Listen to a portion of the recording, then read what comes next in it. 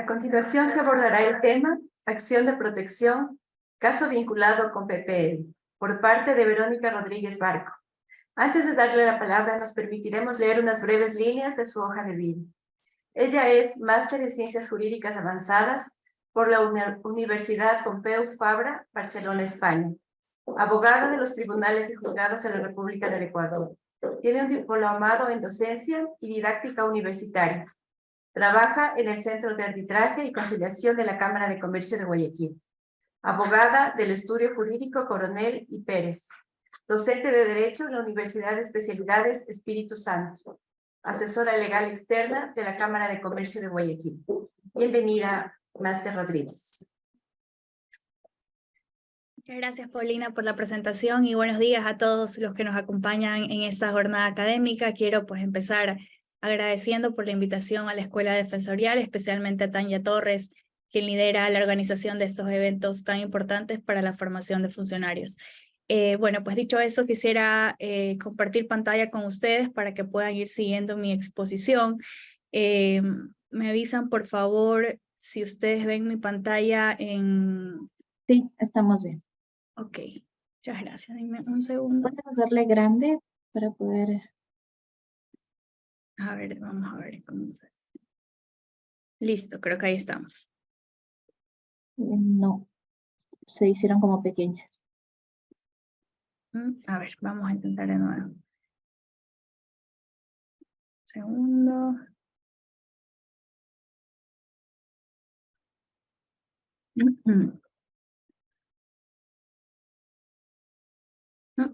Por alguna razón no me aparece. Vamos otra vez. Compartir.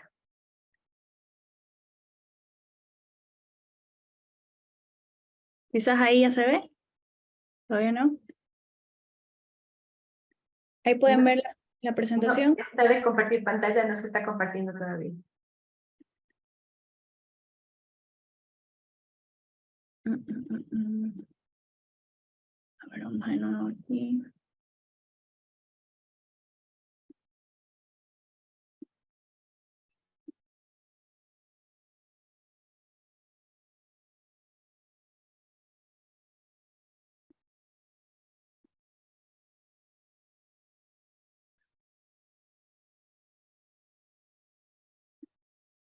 No me aparece la opción compartir. Doy clic, pero no se pone en compartir. Vamos a volverte a hacer anfitrión, ¿te parece? Para ver. Sí, no me está dejando.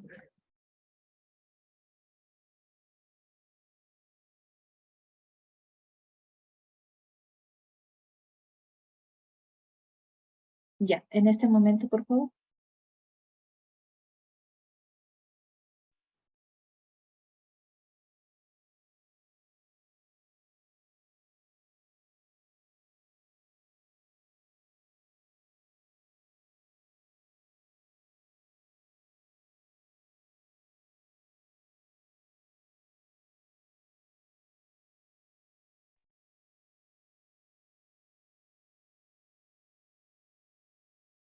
Ahí sí.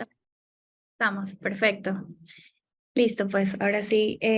Solo antes de iniciar, y perdón que me refiera a este otro tema que no me corresponde, que son las medidas cautelares, pero que me parece muy interesante y lo escuché del expositor anterior, y sobre todo la pregunta que hizo Blanca, me parece. Y sí quería acotar algo respecto a este tema de las medidas cautelares, que además es un tema que a mí me encanta.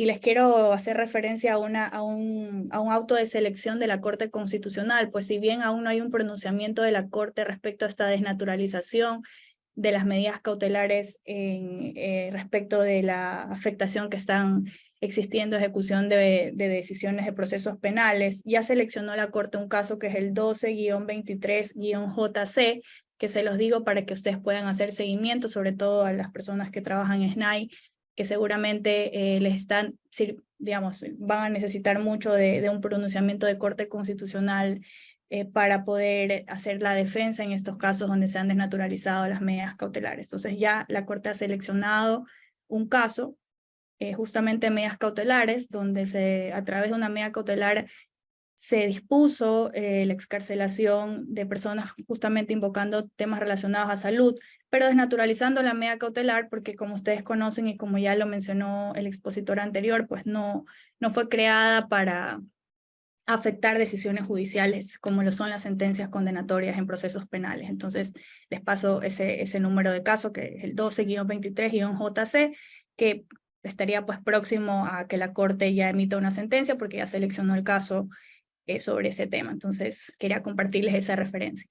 He dicho eso, pues bueno, ya voy a dar inicio al tema que me ocupa a mí, que es la acción de protección. Yo me voy a referir a los requisitos más elementales de esta acción, pero también a algunos aspectos procesales que estoy segura que van a servir a la hora de esbozar o esgrimir una defensa, ya sea para incoar una acción de protección o para defenderse pues, de una acción de protección que a lo mejor ha sido pues, interpuesta de una manera desnaturalizada, que lastimosamente es muy común en estos días.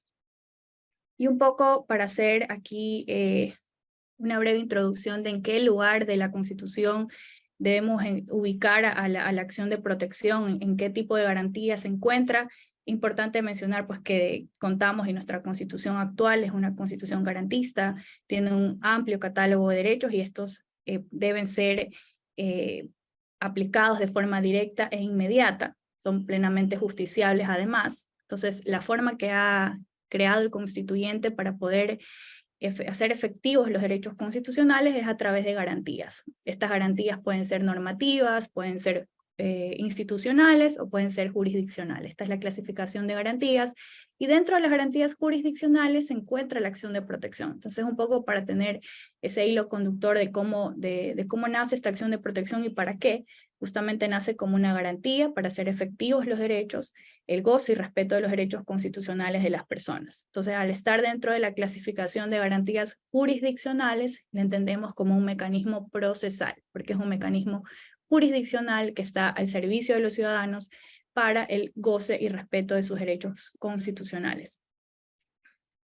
En el artículo 88 de la Constitución encontramos pues la definición de esta garantía y sus elementos más esenciales, pues tiene como objeto el amparo directo y eficaz de los derechos reconocidos en la Constitución y podrá interponerse cuando exista una vulneración de derechos constitucionales por actos u omisiones de cualquier autoridad pública no judicial, también contra políticas públicas, cuando supongan la privación del goce o ejercicio de los derechos constitucionales, y también procede en contra de un particular, pero esto es de manera excepcional y deben cumplirse presupuestos que están aquí también en este artículo de la Constitución. Estos son que se provoque un daño grave, si el particular presta servicios públicos impropios, si actúa por delegación o concesión, o si se encuentra pues, la persona afectada en estado de subordinación, indefensión o discriminación respecto de ese otro particular a quien demanda, ¿no? Ya vamos a entrar en detalle de qué significan todos estos requisitos, cómo se prueban, porque es lo más importante, digamos, leer de una manera abstracta estos requisitos sin acompañarla con la jurisprudencia de la Corte puede ser un poco difícil de argumentar. Pues la Corte ha hecho unos esfuerzos muy importantes, me refiero a la Corte Constitucional, ha hecho esfuerzos muy importantes para darle contenido a estos requisitos y a estos derechos también. Yo me voy a ir refiriendo a cada uno de ellos. En esta última oración del artículo 88 se establece pues, una característica muy importante de la acción de protección y es que tiene como fin tutelar y remediar la vulneración de derechos constitucionales. Aquí es muy importante esta palabra remediar, porque la única forma de remediar la vulneración de un derecho es que en efecto esta vulneración sea consumada, es decir, no es preventiva, no es para precautelar como sí lo son las medidas cautelares, para prevenir la vulneración de un derecho. En este caso, dentro de las características de la acción de protección es que es reparatoria. Entonces, como pueden ver en pantalla, un poco para ir desgregando esta definición, es reparatoria, es una de sus características más principales. Esto quiere decir que la vulneración de derechos debe ya haberse consumado, no es para prevenir, necesariamente haberse verificado la vulneración para que pueda ser reparado el daño causado por esa vulneración. Y esto pasa mucho, que se presentan acciones de protección con medidas cautelares o sin medidas cautelares para supuestamente prevenir ante una potencial vulneración de un derecho, pero no necesariamente ese supuesto puede ser ventilada una acción de protección. De hecho, es contrario a la definición y a la característica esencial de la acción de protección, que es su carácter reparatorio. Luego es directa, esto quiere decir que no se requiere agotar de otros procedimientos para poder presentar una acción de protección. No hay, digamos, que agotar otras instancias, otras vías, se la puede incoar de manera directa. Es sumaria y sencilla, esta es una característica también especial de las garantías jurisdiccionales en general. La acción de protección y todas las demás se ventilan en un proceso que tiene pues el carácter de rapidez, sin formalidades, no tiene mayor ritualidad y va de la mano pues con las características de las garantías, porque de hecho se pueden presentar sin abogados, la persona afectada puede acudir directamente a plantear una acción de protección o una garantía jurisdiccional sin mayor rigurosidad o solemnidades, como si las tiene pues los procesos judiciales ordinarios, donde hay bastantes requisitos, solemnidades, ritualidades en las audiencias. En este caso son mucho más sencillas y cortas. Además es subsidiaria, esto es otra característica de la acción de protección, porque se ejerce de forma independiente, no se superpone a otra acción en la jurisdicción ordinaria. Y esto de aquí es muy común, este tipo de alegaciones en las acciones de protección, porque usualmente puede ser que un acto administrativo, por ejemplo, en efecto tenga otra vía de impugnación en la vía contencioso administrativo, pero ese acto administrativo además ha ocasionado una vulneración de un derecho y por ende cabe que se presente una acción de protección en ese caso si es que ha existido una vulneración del derecho producto de ese acto administrativo, sin que por ese motivo se pueda concluir que se ha superpuesto la justicia constitucional a la ordinaria, porque la ordinaria seguirá estando activa, puede ser hasta paralela, para discutir los asuntos de mera legalidad que sí corresponden a esa vía. Entonces, esas como características principales de la acción de protección. Y aquí me gustaría hacer referencia a una sentencia de la Corte Constitucional, que es la 1754-13-EP del año 2019, donde recoge estas características que acabo de mencionar, ¿no? La acción de protección tiene por objeto el amparo directo y eficaz de los derechos reconocidos en la Constitución, por consiguiente es una acción directa e independiente, no necesita agotar otros recursos, pero bajo ningún concepto puede exigir el agotamiento de otras vías o recursos para poder ser ejercido. Entonces, va de la mano con las características que he mencionado.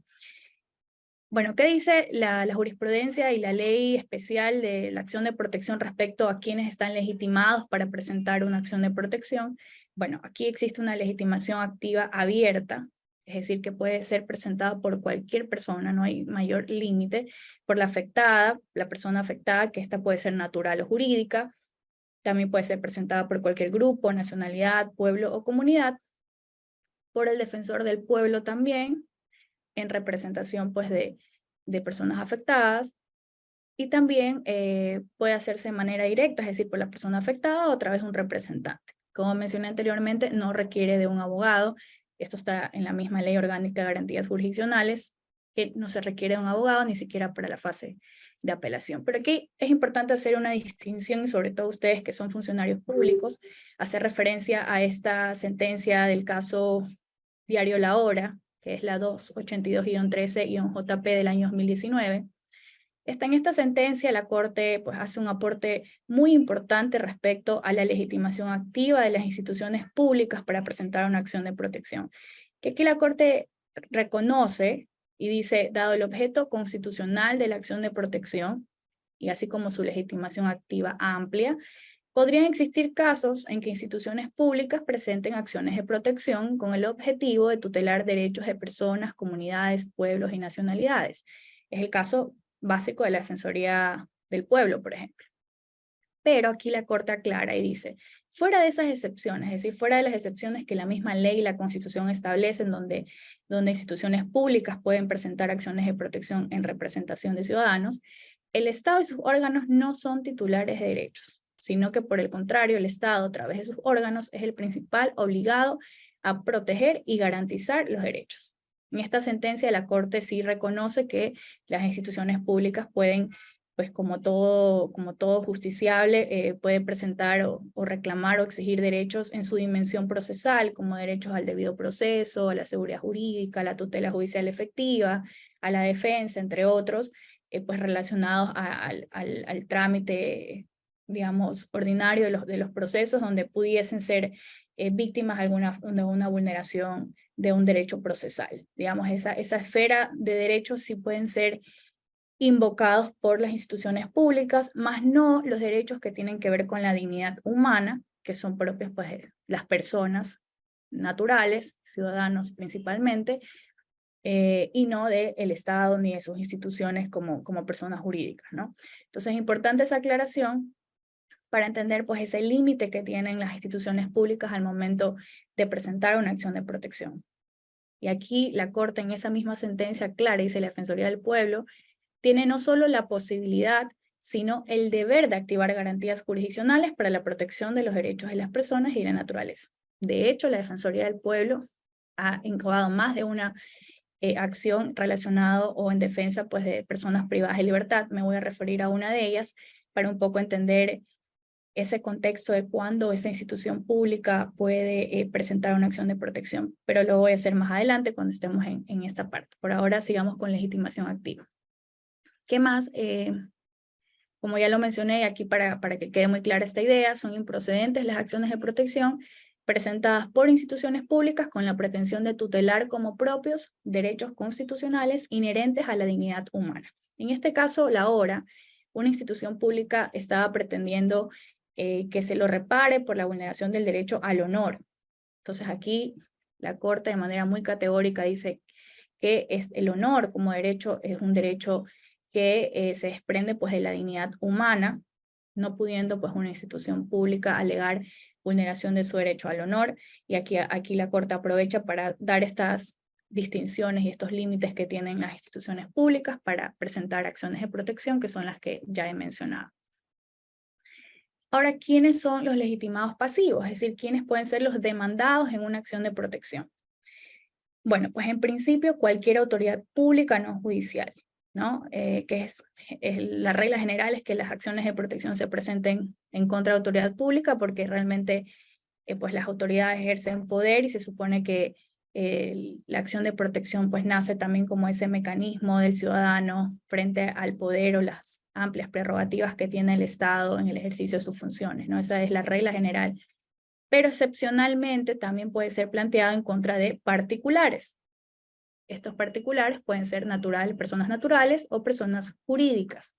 Y aquí están las excepciones y los requisitos más bien que deben cumplir estos particulares para poder ser demandados en una acción de protección. No cualquier particular puede ser demandado en una acción de protección. Lastimosamente hoy en día el abuso del derecho constitucional hace que pues entre socios de una compañía, entre vecinos, cada vez sea más común ver acciones de protección que realmente no caben, no proceden porque no se cumplen estos requisitos excepcionales. ¿Y cuál es el primero? Pues que ese particular a quien yo voy a demandar preste un servicio público impropio, es decir, un servicio de interés general, que actúe por delegación o concesión, ¿no? Las concesiones, como ustedes conocen, o delegaciones públicas, pues pudiesen generar un daño y pues necesariamente tienen un interés general de por medio, y por ende son considerados estos delegatarios o concesionarios como sujetos que tienen legitimación pasiva para ser demandados a una acción de protección. Este tercero lo he puesto en negrita porque es un requisito que puede sonar bastante abstracto. Dice un particular que provoca un daño grave. Y bueno, ¿y qué es un daño grave? Esa es la pregunta aquí. ¿Qué es un daño grave? Porque finalmente para el que demanda, el daño que va a alegar va a ser siempre grave para tratar de encasillar su caso en los requisitos que establece la Constitución. Al respecto, la Corte Constitucional ya ha mencionado qué es un daño grave para que no se abuse o para tener un poco más de certeza en qué momento realmente un daño puede ser catalogado como grave. Y en la sentencia 832-20-JP del 2021, de ponencia de la jueza Daniela Salazar, y aclaró que no basta cualquier perjuicio para que sea grave, ¿no? Sino que debe ser un daño intenso. un menoscabo material o moral en el haber jurídico de la persona, pero intenso. Es decir, y además, aquí lo que añade también la jueza, o la corte más bien en esta sentencia, es que se debe haber, el orden jurídico debe darle a ese daño o a ese derecho vinculado a ese daño, pues una protección especial, ¿no? En esta segunda cita que están en el que ustedes ven en pantalla, la Corte aclara que para que exista un daño grave es necesario que se tome en cuenta la naturaleza del derecho que ha sido afectado, no cualquier derecho tampoco.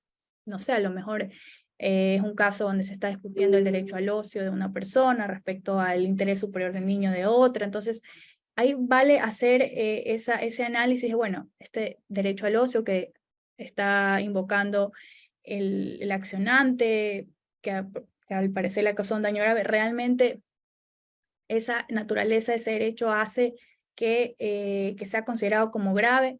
Bueno, ahí viene la importancia pues, del juzgador de hacer esa interpretación. Pero en todo caso, aquí la Corte ya ha dado algunas pautas para analizar esa gravedad y a su vez, estos requisitos que han sido analizados por la Corte le dan al demandante la tarea argumentativa de señalar cuál es la gravedad perdón, del daño. Y además, la Corte dice que debe existir un nexo causal entre la acción u omisión que se demanda y el hecho generador del daño. Regresando a los requisitos de quién más puede ser legitimado pasivo, el artículo 41 también señala que pues la persona afectada debe estar en indefensión, subordinación o discriminación respecto a ese otro particular a quien está demandando una acción de protección, ¿no? Que eso va a tener que probarse caso a caso, esa relación de desequilibrio de poder que existe entre esos particulares.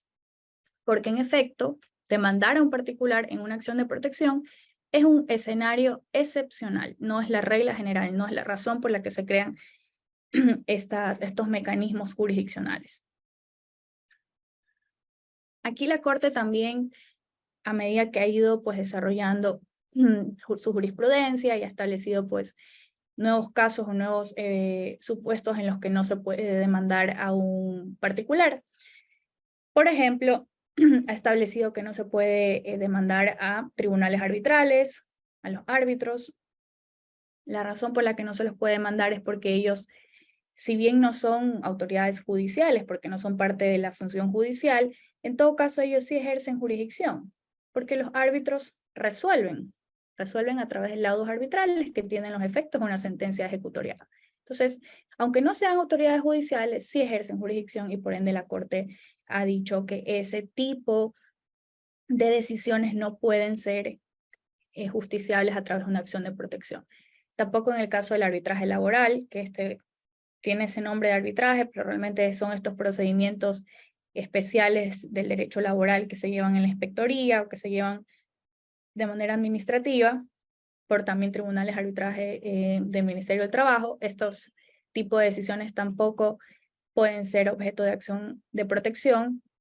Adicionalmente, tampoco las decisiones emitidas por autoridades administrativas de centros de arbitraje, los directores de centros de arbitraje, ni tampoco los de inspectoría de trabajo. Aquí un poco estas 4 decisiones o excepciones se relacionan entre ellas, pero en todo caso la Corte Constitucional ya ha aclarado que no se pueden demandar en una acción de protección y tiene sentido bajo la línea de que las decisiones judiciales o que tienen ese carácter jurisdiccional no pueden ser objeto de acción de protección y va de la mano con el tema de las medidas cautelares, tampoco de las medidas cautelares, porque esta excepción de que las decisiones judiciales no pueden demandarse en acción de protección también le aplica las garantías al de las medidas cautelares.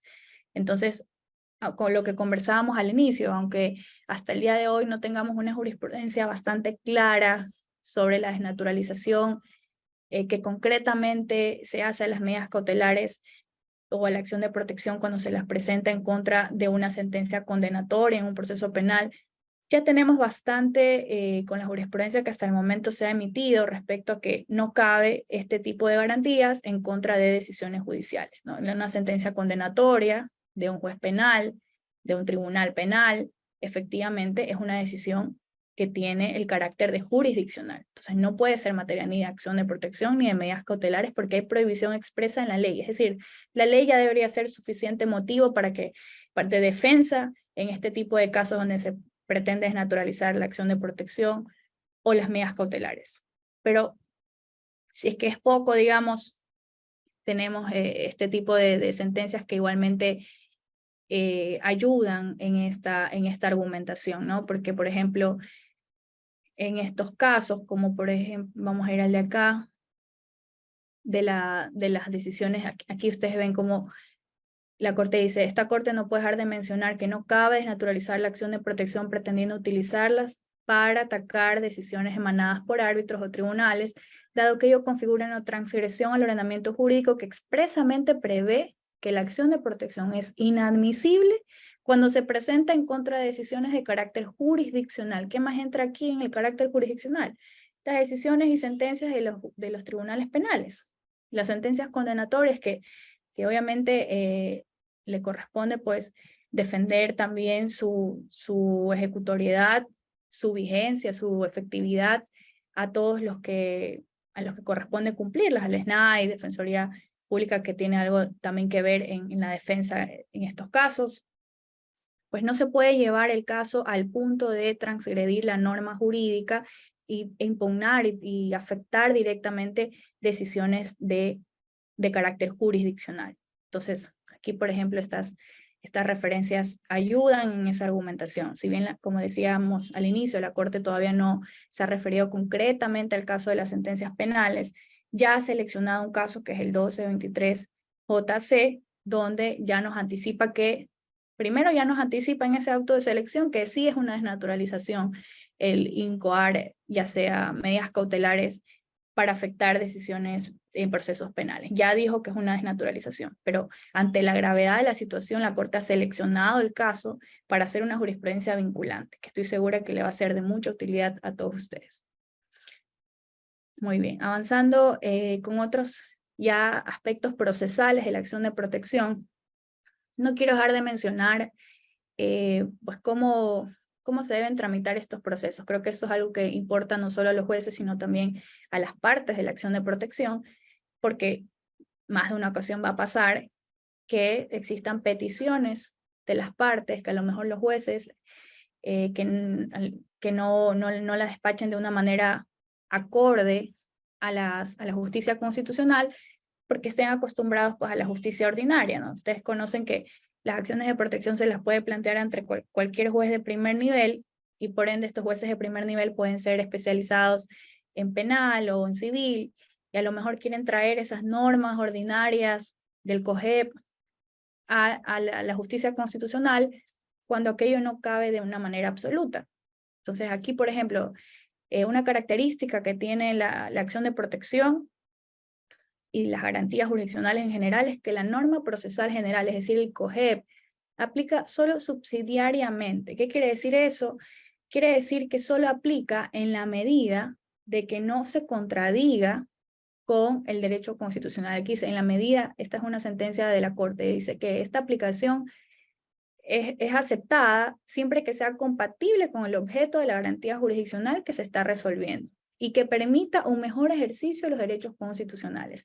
Si el juez o una de las partes está pretendiendo aplicar el COGEP con una intención de dilatar el proceso, por ejemplo, o de entorpecer el derecho a la defensa de la otra parte, a lo mejor le está imponiendo a la otra parte las reglas de práctica de la prueba del juicio ordinario, a un juicio constitucional donde, por definición, la forma de practicar la prueba es sencilla.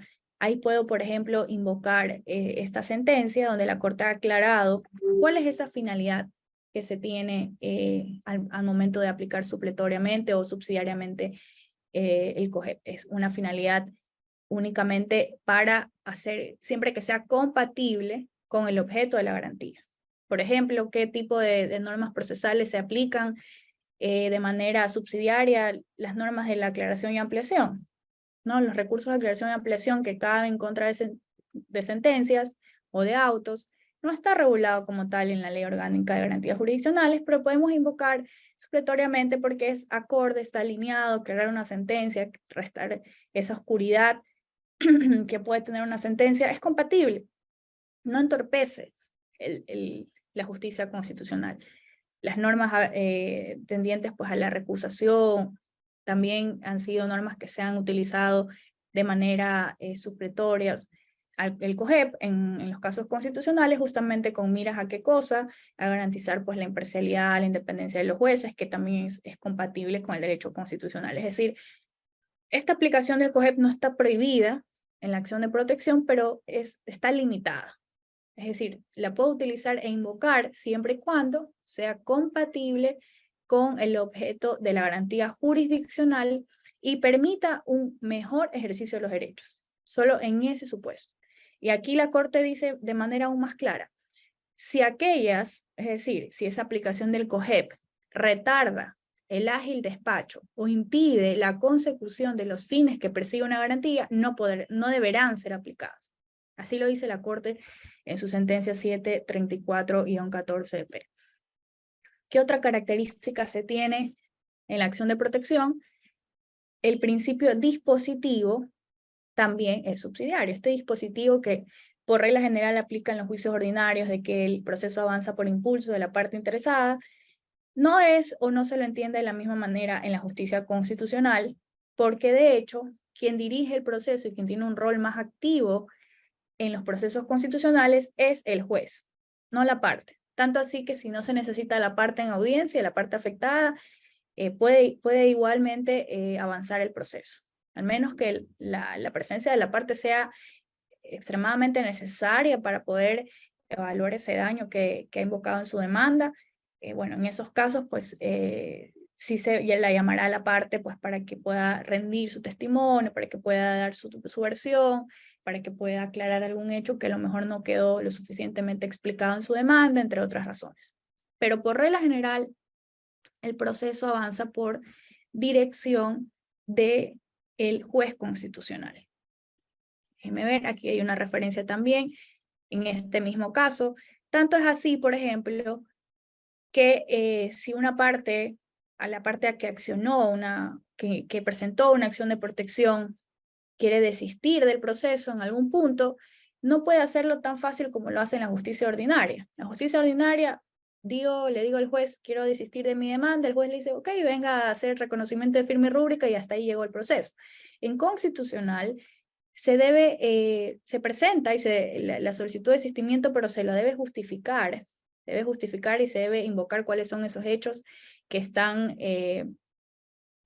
motivando el desistimiento, y además de eso el juez constitucional debe valorar ese desistimiento para pues precautelar que no implique una renuncia a un derecho o algún acuerdo injusto e inconstitucional que está accediendo la parte accionante, ya sea por desconocimiento o por impulso de la otra parte, lo que fuere. Entonces aquí incluso digamos, estas instituciones que son aplicadas en el derecho procesal general, como el desistimiento, la transacción, la renuncia de la acción, entre otras, no aplican de la misma manera. Entonces así de diferentes son estos principios generales del derecho procesal inconstitucional. ¿Qué otra característica tiene la acción de protección? La acción de protección rige el principio de saneamiento y formalidad condicionada.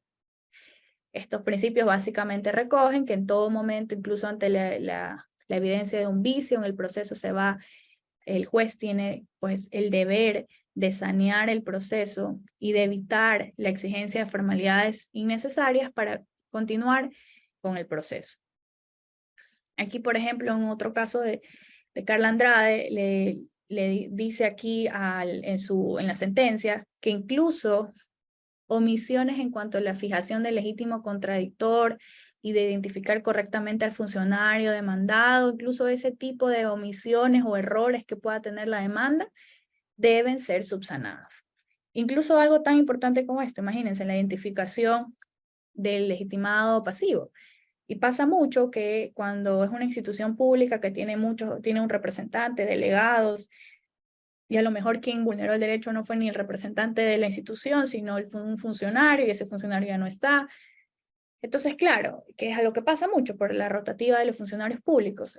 Entonces, aquí la Corte ha analizado algunos casos relacionados a la legitimación pasiva o a los errores formales que pueda tener una demanda, y ha establecido pues, que deben ser subsanados en la medida de lo posible, evitar pues, nulidades, que sería pues, de última ratio, y propender pues, la continuación del proceso constitucional, porque hay una formalidad condicionada. Entonces yo no puedo, por ejemplo, aquí alegar nulidades por cualquier motivo, o solicitar que no se practiquen o que se hizo la indebida práctica alguna diligencia que realmente no trasciende al derecho a la defensa. Obviamente no estoy diciendo que en este tipo de garantías no se debe respetar el debido proceso, el derecho a la defensa, sí, pero los errores que pueda tener, los errores formales o vicios que pudiesen darse durante el proceso deben de subsanar, sanearse de alguna manera para no entorpecer su curso normal. Esa es una característica muy propia de la acción de protección de las garantías jurisdiccionales, que no existe en la justicia ordinaria de esta manera, porque básicamente hay nulidades taxativas por omisiones procesales, cosa que no hay en la Ley Orgánica de Garantías Jurisdiccionales. ¿Qué otra característica muy importante de la acción de protección? Que no se permite el mismo espacio de práctica de pruebas como en la justicia ordinaria. Y eso va de la mano con lo que conversábamos de que la acción de protección es un mecanismo ágil y efectivo. Pero si yo voy a evacuar una gran cantidad de pruebas, se pierde esa agilidad, porque necesariamente la práctica de muchas pruebas hace que yo también necesite mucho tiempo para poder evacuar esas pruebas. Entonces, por regla general, los asuntos que ya implican una complejidad probatoria, una amplia gama de pruebas, realmente lo más probable es que sea un caso que no debe llevarse en una acción de protección. Aquí, por ejemplo, les traigo un ejemplo que ayuda bastante para entender esta característica. Y este es un caso donde se pretendía pues, discutir asuntos de derecho laboral en una acción de protección.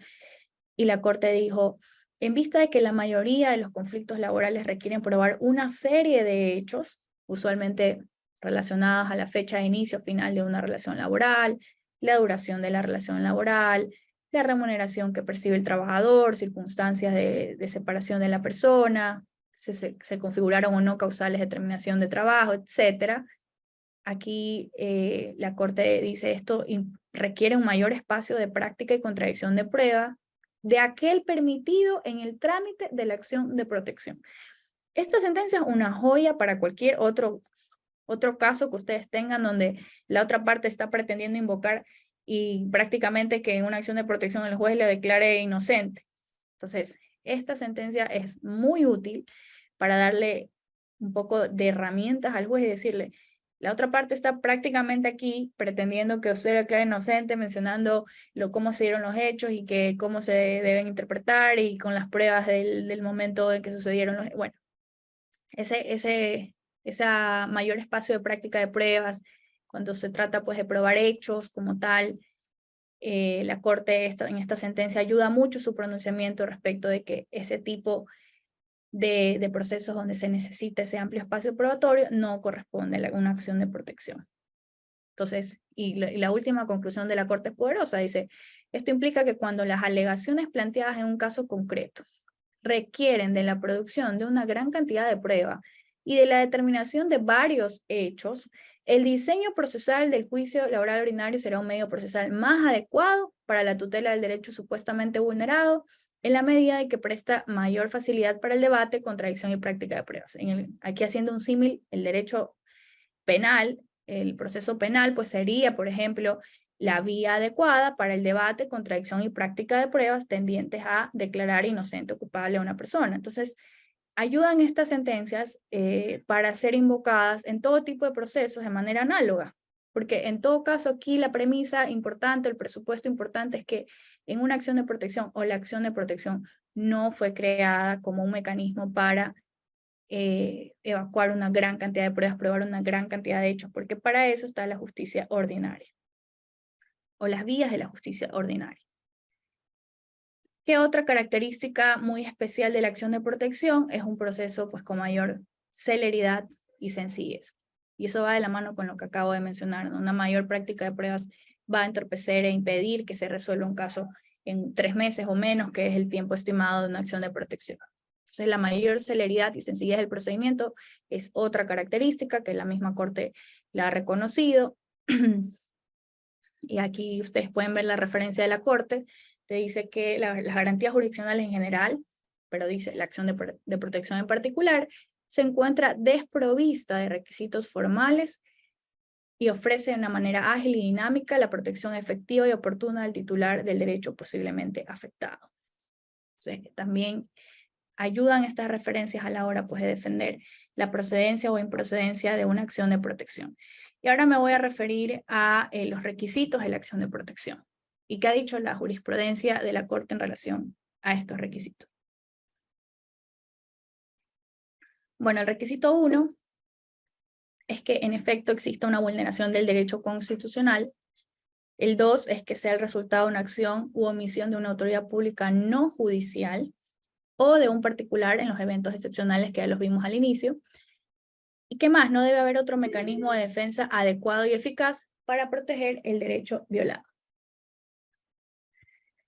Y aquí importante ver estos ejemplos, ¿no? Digamos que se activa una acción de protección, conversábamos sobre el tema para el esclarecimiento o para efectos de qué sé yo, que se disponga la libertad de un proceso, a lo mejor alguien que está cumpliendo una condena, ya sea por sentencia condenatoria o a lo mejor está de manera preventiva, lo que fuere. Si es que no es la acción de protección la vía, ustedes saben que es el habeas corpus, aquí yo puedo, por ejemplo, invocar esa existencia de otro mecanismo. Aunque por regla general aquí lo que mayormente se invoca son otro tipo de mecanismos que son ordinarios, no constitucionales, que son los que se deberían ventilar estos casos y no en la acción de protección. Vamos con el primer requisito, que es la vulneración de un derecho constitucional.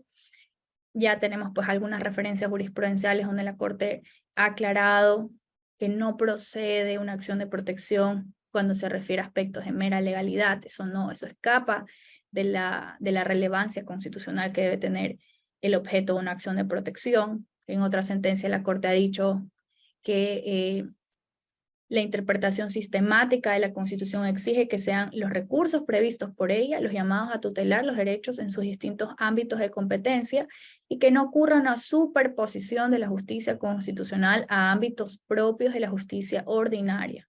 También estas sentencias sirven para defender la improcedencia de una acción de protección cuando se están pretendiendo pues que el juez se pronuncie sobre hechos que deben ser revisados por un juez ordinario, un juez penal, juez civil o de otra materia.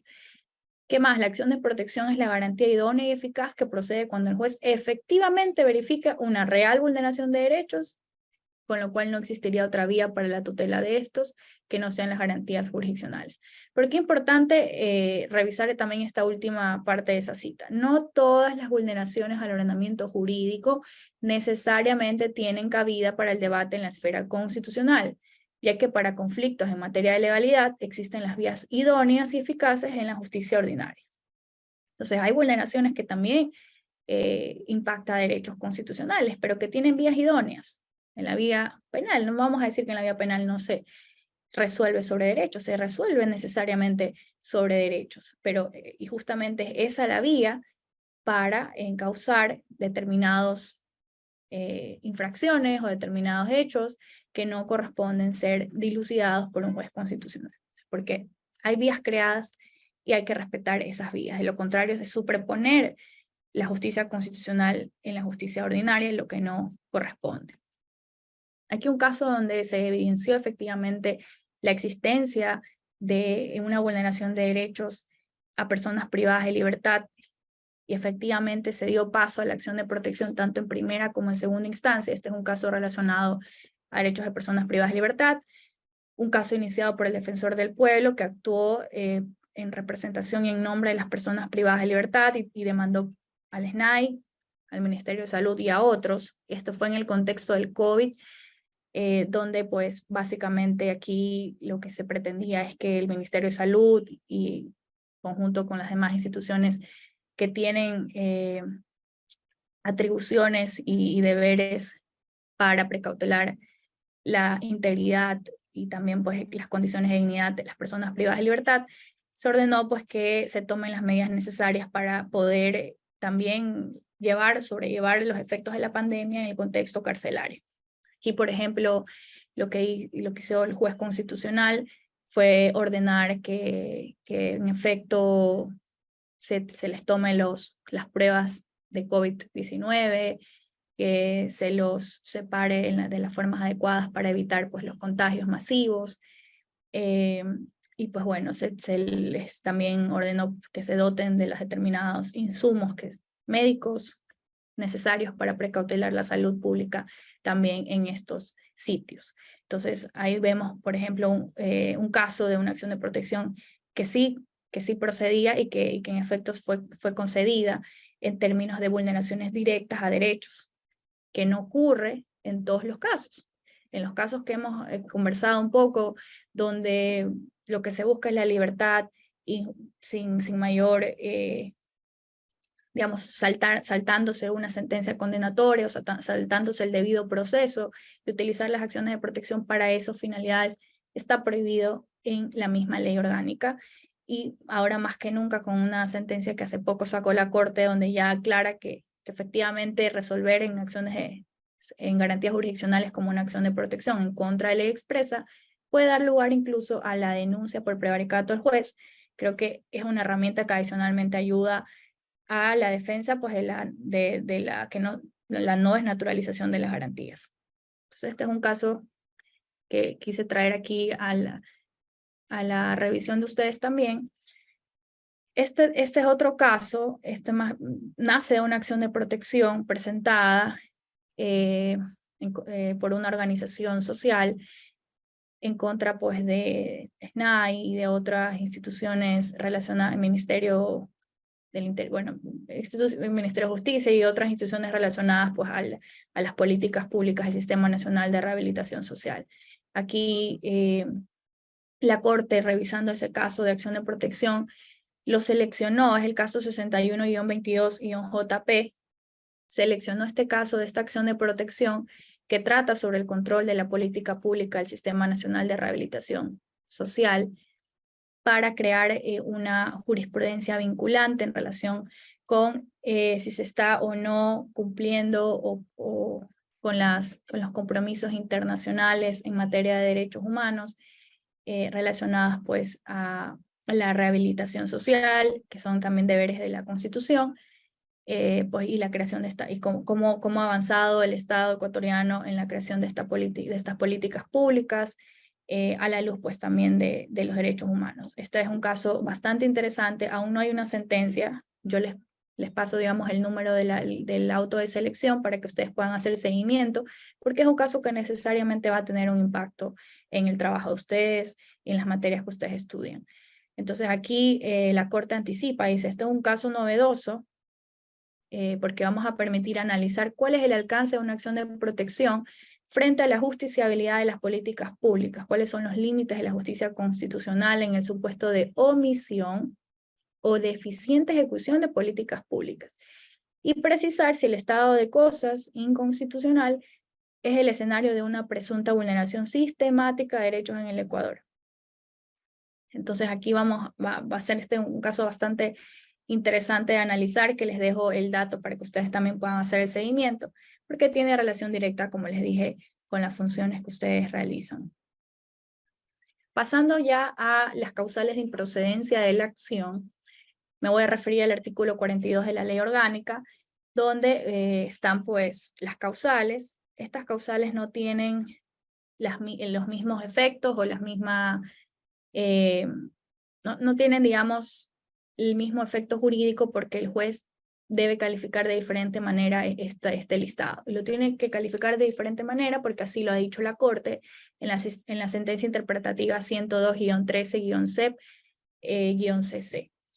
Y esta sentencia la Corte interpreta los artículos, el artículo 42, el 41 también de la Ley Orgánica de Garantías, y dice, a ver, de este listado de causales de improcedencia, no todas son causales de improcedencia. Aquí hay 2 causales que son de inadmisión.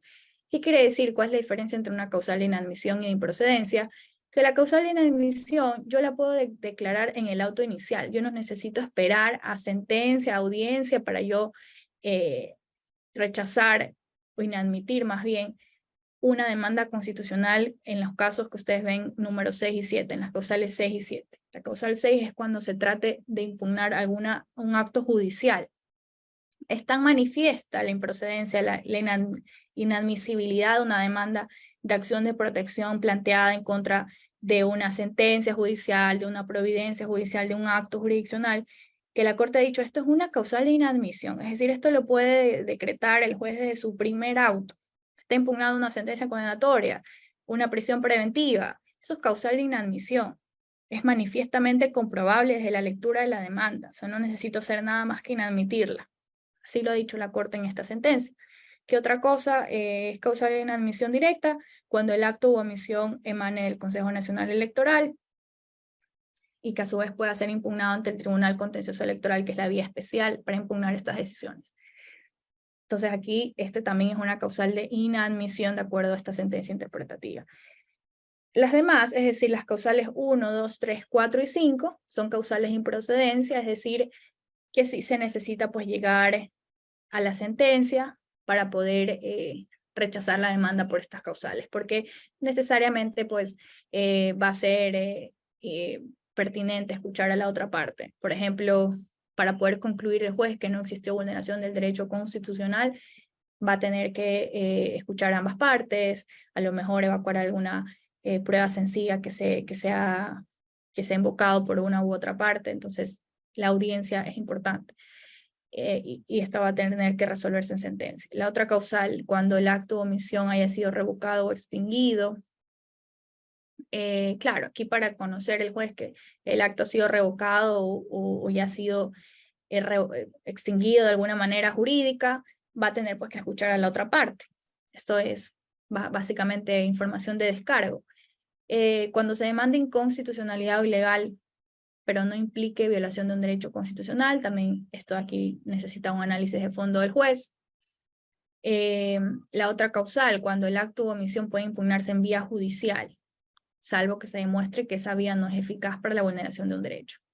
Claro, este análisis es el que típicamente invoca la parte demandada, ¿no? El accionante, para él su vía es la constitucional, pero la parte demandada es la que dice, a ver, pero no es esta la vía, a lo mejor es la vía civil, la vía penal, o esto aquí ya se está ventilando a un tribunal penal, porque aquí usted está presentando una acción de protección, está pretendiendo la superposición de la justicia constitucional en la justicia ordinaria. Bueno, ese tipo de alegaciones que son propias de la defensa del demandado van a tener que esperar a una resolución en sentencia. Por eso son causales de improcedencia, no de inadmisión. Y pues la otra causal es cuando la pretensión sea la declaración de un derecho. Entonces, muchas veces hay demandas tan confusas, tan ambiguamente redactadas, que no se comprende qué es lo que realmente quiere el accionante. Y llega un punto en el que el juez se da cuenta que lo que quiere el accionante no es la vulneración que se declare la vulneración de un derecho, sino que se le declare que tiene un derecho. Por ejemplo, que tiene el derecho a la propiedad. No es que está aquí impugnando la vulneración del derecho a la propiedad, no es el propietario, lo que quiere es que aquí el juez constitucional le declare que tiene ese derecho a propiedad. Entonces, cuando ya dilucida que esa realmente es la intención que tiene ahí el accionante, que eso lo va a entender el juez cuando lo escuche en audiencia, cuando escucha la otra parte, esta causal va a poder ser invocada por el juez en su sentencia como motivo de improcedencia de la acción. Muy bien. Aquí les traigo algunos ejemplos de cuando ya la Corte ha anticipado qué tipo de materias no deben ser revisadas en una acción de protección. Esta es un versus legalidad versus constitucionalidad en la jurisprudencia de la Corte. ¿Qué ha dicho la Corte en la sentencia 140-12 CEP del CC? Ha dicho que la aplicación o cumplimiento de disposiciones contractuales no pueden ser resueltas mediante una acción de protección. En esta otra sentencia ha dicho también que las antinomias normativas, es decir, contradicción entre normas jurídicas, o la errónea interpretación o aplicación de disposiciones infraconstitucionales, tampoco constituyen materias que puedan ser conocidas por jueces constitucionales en una acción de protección. Aquí hay dos referencias que les puede ser de utilidad. ¿Qué otra cuestión? Cuestiones laborales relacionadas a jubilación, reliquidaciones e indemnizaciones tampoco corresponden a la vía constitucional. Aquí les dejo algunos ejemplos que ustedes pueden, se los voy a dejar luego, se los voy a enviar para que ustedes tengan este material, porque todos estos casos les pueden ser de utilidad. ¿Qué más? Esto de aquí ya les voy a pasar rápidamente para poder llegar a las conclusiones y no pasarme del tiempo. Y pues bueno, como conclusión de lo que hemos revisado, la acción de protección es una garantía jurisdiccional que busca tutelar y reparar la vulneración de derechos constitucionales, lo hemos visto. Importante tener en cuenta en qué momentos, aunque se invoque vulneraciones de derechos constitucionales, realmente no es la vía constitucional, porque existe otra vía creada por la configuración legislativa para que se ventilen esas materias, como pasa mucho en las materias penal, ¿no? Entonces, ahí viene la tercera conclusión de que procede cuando no existe otra vía para tratar esos derechos. La legitimación activa es abierta, en efecto, cualquier persona puede presentar una acción de protección, sin embargo, está limitada esta legitimación activa para las instituciones públicas, quienes solo pueden presentarla en cumplimiento de sus deberes constitucionales, como el defensor del pueblo, o hacerlo en su dimensión procesal, es decir, no dimensión relacionada a la dignidad humana, que no es propia pues, de las instituciones públicas. Es una acción subsidiaria y no residual, es decir, que no debo agotar otros mecanismos es directa, no debo agotar otros recursos para presentarla cuando sí es la vía idónea, y además la puedo presentar siempre que no exista otra vía. Los jueces pueden establecer que se trata de un tema de mera legalidad solo después de haber sustanciado la causa y contar con los elementos para fundamentar su decisión. Esto es así porque esta causal que acabamos de ver respecto a la materia es una causal de improcedencia, no de inadmisión. Aquí en la siguiente conclusión lo ven más claro. La Corte ha interpretado los artículos 40 y 42 de la ley y ha establecido que solo los últimos numerales 6 y 7, que se refieren a cuando las decisiones son judiciales o del Consejo Nacional Electoral, deben ser inadmitidas estas demandas planteadas en contra de esos actos desde el primer auto de calificación. No hay que esperar a sentencia. Entonces, cuando se esté impugnando, en los casos que ustedes lleven, pues alguna sentencia, alguna providencia del juez penal, del tribunal, la prisión preventiva, lo que fuera, que son actos judiciales, desde el auto de calificación el juez debe inadmitir esas demandas.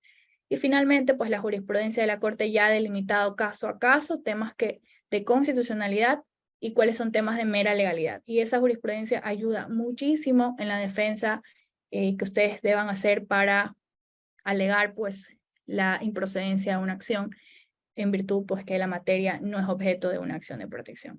Dicho esto, pues les agradezco a todos por su atención y quedo atenta a cualquier pregunta que puedan realizar sobre este tema. Muchas gracias.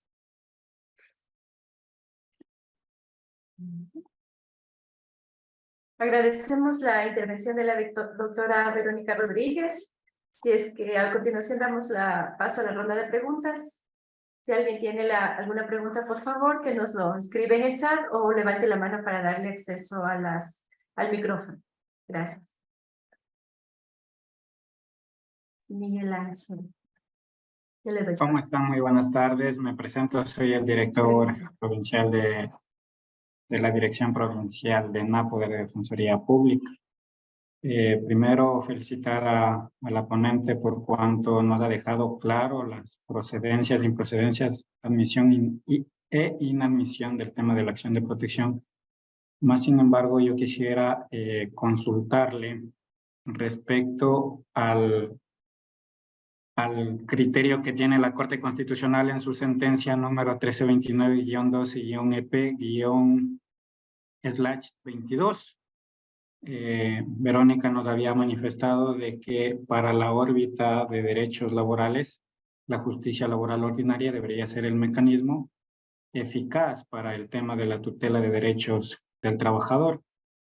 Más sin embargo, la Corte Constitucional en el párrafo 30 dice que se debería analizar los hechos que si demuestran o no la afectación de aquellos derechos más allá del tema del derecho laboral. Entonces yo quisiera que Verónica nos pueda dar un ejemplo de qué derechos podrían encasillar más allá de los efectos de esta sentencia para que prospere la acción de protección, por cuanto la Corte, si bien señala de que la acción de protección no se va a utilizar para poder probar la relación laboral, el tiempo de trabajo, la fecha de inicio de labores, la fecha fin de labores, las reliquidaciones de liquidación.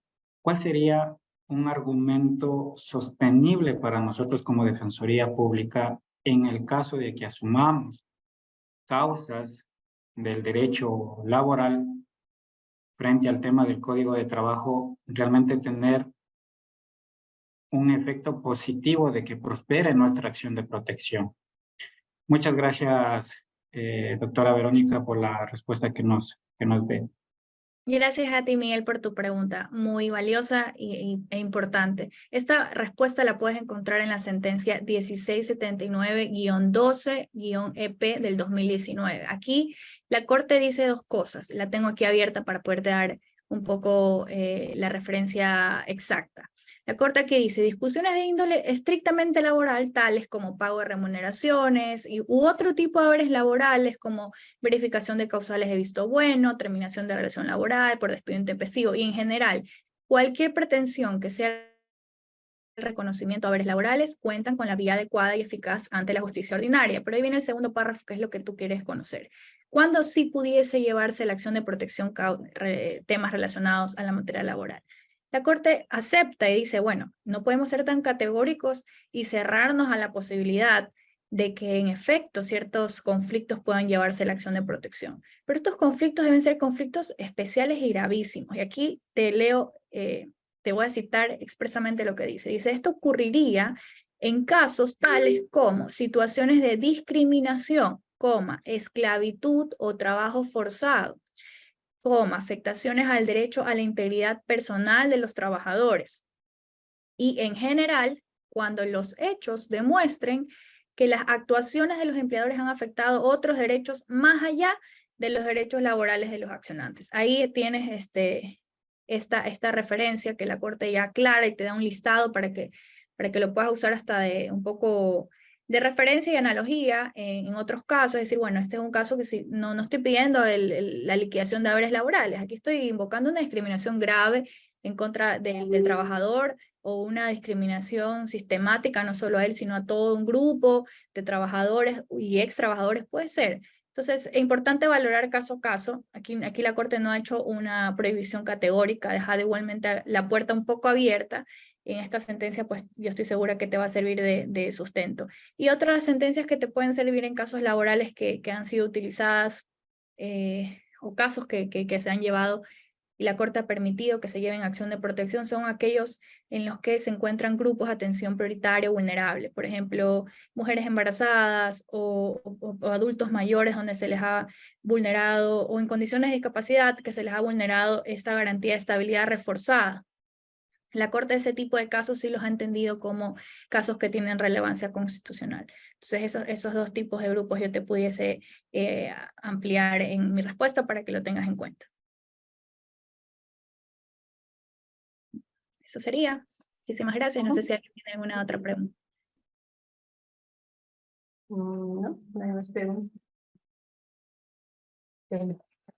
Agradecemos su presencia, doctora, realmente muchas gracias. ¿Tenemos alguien más? No. Buenas tardes, aquí desde el registro nada más. Sí, le agradecemos, doctora, su intervención. Y a todos los compañeros que nos han acompañado, por favor, nos volvemos a conectar después de 2 horas a las 2 de la tarde en punto para iniciar con la segunda parte de esta capacitación. También hay algunas preguntas que nos han hecho. Todas estas capacitaciones nosotros al final de las capacitaciones les subimos a la página de YouTube, a nuestras redes, ahí pueden encontrar absolutamente todo lo que estamos viendo.